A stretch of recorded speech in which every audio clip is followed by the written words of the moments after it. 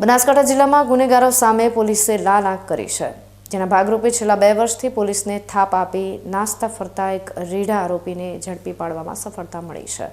ભાવનગર થરાદ પોલીસની સંયુક્ત કામગીરી દરમિયાન અલગ અલગ ગુનાઓમાં સંડોવાયેલા આરોપી પ્રકાશ પટણીને દબોચી લેવામાં આવ્યો છે। આરોપી છેલ્લા લાંબા સમયથી ધરપકડ ટાળવા માટે પોતાના રહેઠાણને ઠેકાણા બદલી રહ્યો હતો, પરંતુ ટેકનિકલ સર્વેલન્સ અને હ્યુમન ઇન્ટેલિજન્સની મદદથી આખરે તે પોલીસના સકંજામાં આવી ગયો છે।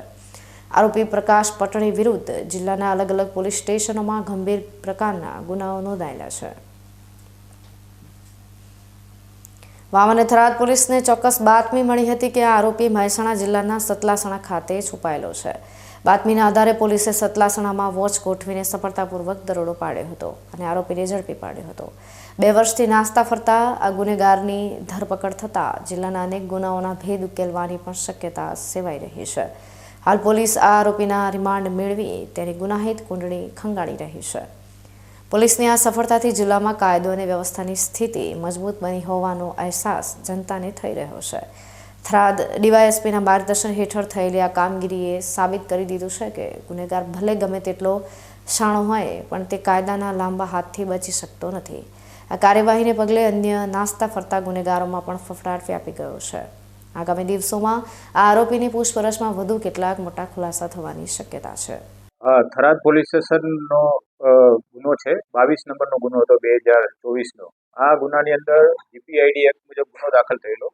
એકચ્યુઅલી બનાવ એવો છે કે જે હાલનો આરોપી છે પ્રકાશ પટણી, પ્રકાશ કણોદરનો રહેવાસી છે અને એણે જુદી જુદી સ્કીમો ચલાવી અને લોકોના પૈસા ઓળવી ગયા, એટલે જીપીઆઈડી એક્ટ મુજબ ગુનો દાખલ થયેલો અને લાંબા સમયથી આ આરોપી ફરાર હતો। આરોપી વિરુદ્ધ નામદાર કોર્ટમાંથી વોરંટ પણ મેળવવામાં આવેલું છે, છતાં આરોપી મળતો નહોતો।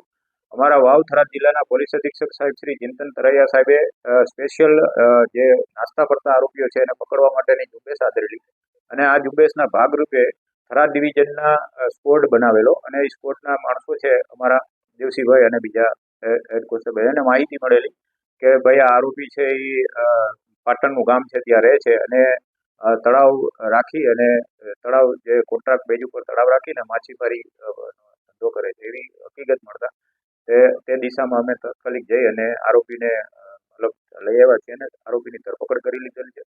આ આરોપી છે એ અલગ અલગ પોલીસ સ્ટેશનમાં ઘણા બધા ગુના છે, એમના ઉપર નામદાર કોર્ટના વોરંટો પણ છે। આ દિશામાં જે પોલીસ સ્ટેશનમાં અને અમે આખા ગુજરાતમાં સર્ક્યુલેટ પણ કરવાના છીએ કે આ આરોપીની જેને જેને જરૂર હોય તે આરોપીને લઈ જઈ શકે છે અમારી પાસેથી। આજરોજ અમે નામદાર કોર્ટમાં રજૂ કરશું આરોપીને અને રિમાન્ડ પણ મેળવવાના છીએ। આરોપી સાતીર છે, લાંબા સમયથી નાસ્તો ફરતો છે અને એની એમો એવી છે કે જુદી જુદી સ્કીમોમાં લોકોના નાણાં મતલબ મેળવી અને પછી નાણાં પાછા નહીં આપવા એ રીતનો એનો એમો છે, એટલે આ દિશામાં અમે તપાસ અત્યારે કરી રહી છીએ।